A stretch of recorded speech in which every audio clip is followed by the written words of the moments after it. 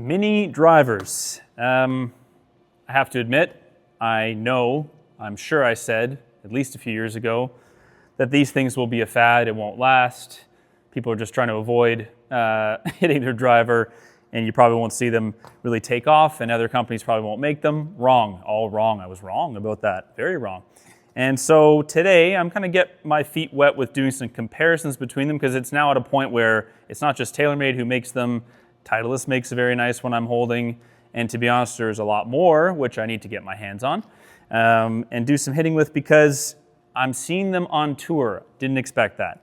And I'm seeing them with players who have legitimate use for them, even at the amateur level. Today, nice and simple. If you're looking at a mini driver, I think these are two of the biggest ones that people would look at. The R7 Quad is, I doubt, that different. And then we have kind of what everyone's probably been waiting for, a very classic Titleist-shaped GT280 here in a mini driver. Hey, can I play a mini driver that almost borderline looks like a big 3-wood? Very nice looking. What are the differences between them in the ball flight forgiveness, launch and spin? Let's just keep it nice and simple, back and forth between the two, compare some numbers, and have a little fun. Looks small. I mean, I would say that. If you're looking for a mini driver, I don't think I've seen one in person that looks quite this small, so that may or may not appeal to you. Ooh. Well, that's a nice one to start. Very stable numbers, very stable numbers. Titleist a little bit different. It only comes in the 13 degree. I have lofted it down to 12 1/4. I've lofted the Taylormade 11.5 up to 12 1/4. I want to compare them at the same loft. I have them both in the lowest spin setting. That overall is very impressive to start with. It sounds very good. You know, it's got a little bit of that brightness of the Titleist sound in the woods and hybrids, but a little bit deeper, sort of like the driver. Wow, what a shock. It's kind of like it's between a fairway wood and a driver.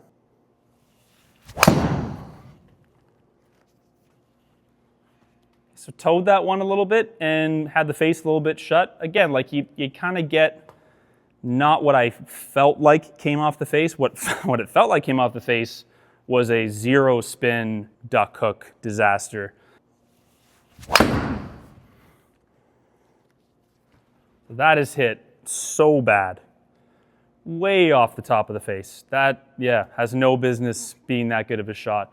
And sometimes this is why people actually end up in a mini driver, is because they can't stop overspinning their driver. They are a little bit steep, which I might have gotten on that particular swing. But you can kind of get a mini driver that doesn't have a whole lot of face height compared to a driver. And when you strike one high in the face, even though it's got loft, you can get these knuckly spin rates, but you can, with the loft, get a high launch angle.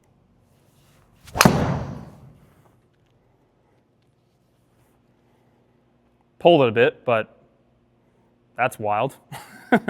So when you strike it a little bit more in the center, you know, closing the face is my fault.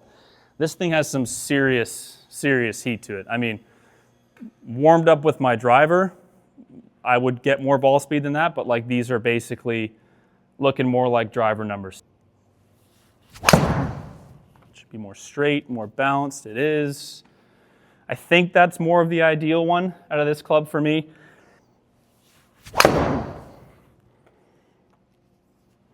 Pretty consistent. Those last two are almost identical in many, many ways.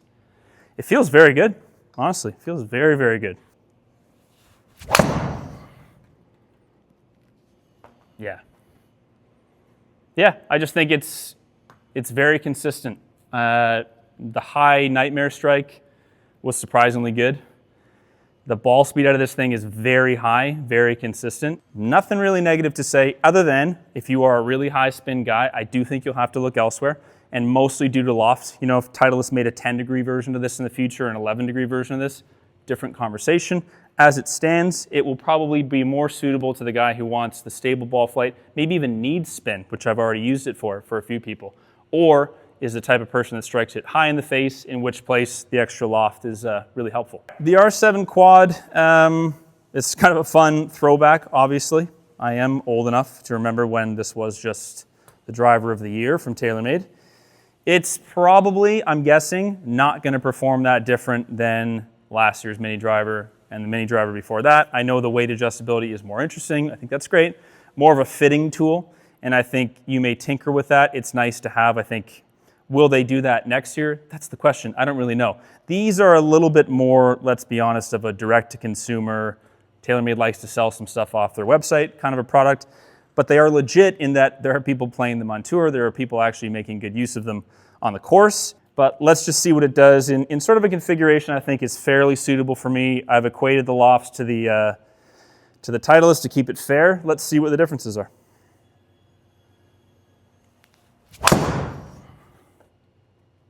So that's an interesting one to start with because I actually left the face open and it really spun pretty low actually. And it was a middle strike, so it wasn't low spin because of a high strike. Ooh, yeah, we have a little bit of a different animal here. Again, that's a good strike. That's not like a freak ball. I didn't have to hit that in a weird spot of the head. That's really low spin. That's driver numbers for me. I know, this is crazy. Crazy. Different. It would be a different conversation for me. And I am getting a little more warmed up, and I will go back and hit a couple more Titleists just to make sure. It's hit really, not really, but a little bit high in the face. I mean, frankly, pretty impressive. Pretty impressive. That's kind of a weird strike. Not one I would love to hit on a course. A high heel strike with an open face. It's managing the spin very well. Not that far offline. Launch and spin are very controlled. So really thin, really criminally thin. Yeah, I'm impressed with this thing. I think it's just clear that the CG positions are different. This is intended and effectively much lower spin, pretty much anywhere in the face. But I will say, I am surprised that it plays pretty stable. There's warm-up bias always when testing. Let me go back and hit a couple more with the Titleist. I feel a little bit more loose now. Yeah, I hit a little bit in the heel. Okay, I was about to say, yeah, I'm right, but I'm not. Hit it well, but 10 millimeters heel with higher spin makes sense. If you appreciate our honest, unbiased, no marketing approach, you can help support the channel in a couple of ways. Leave us a super thanks. You can actually order just about anything golf club or shaft wise through Golf Liberty.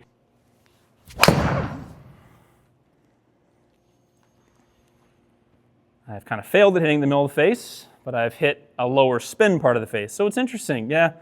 This one kind of needs to be hit a little bit higher in the toe to be close in spin to where the Taylormade is, more out of the middle of the face. I don't think I could have hit that any better.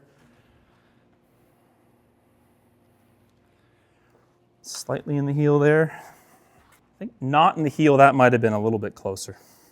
As you can tell, I like to be picky on strike. I think that's dead center. Pretty close, pretty close. Yeah, it's really fast. It's really, really fast. Let me go back and hit the Taylormade one more time.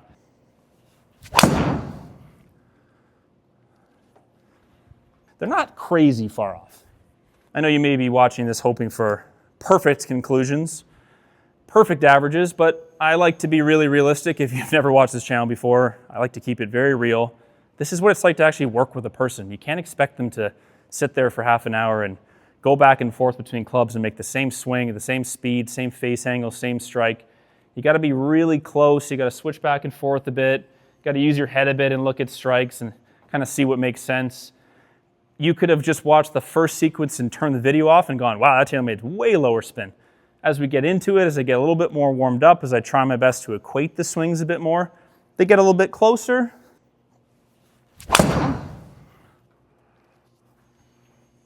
In my last moments there with the last few swings, I'm glad I hit a couple extra. They're a little bit closer than I expected, but I can confidently say I do think this is definitely on average at least a few hundred RPMs lower spin. To be honest, they're both extremely good. They both feel and sound very good. The Taylormade has a little bit larger profile, which some people might like. Some people might find this GT a bit intimidating. It's pretty small. don't look at these as I want 2,000 RPMs to spin. I personally don't think that's the best way to go about it. It will end up being as inaccurate as your drivers. The extra spin rate is partially what helps us be more stable in the air. You know, if you're shopping between them, it's subtle differences. A little bit of head size, a little bit of spin profile, definitely different sound and feel. You know, typical Taylormade feel. It's a little bit firmer than their carbon wood stuff. Some people might like that. They might be like, I miss the Taylormade drivers that had that like classic Taylormade sound. It's sort of back in their mini drivers because it's not carbon faced. You probably couldn't go wrong. I would hit them side by side and see what you get the best results with.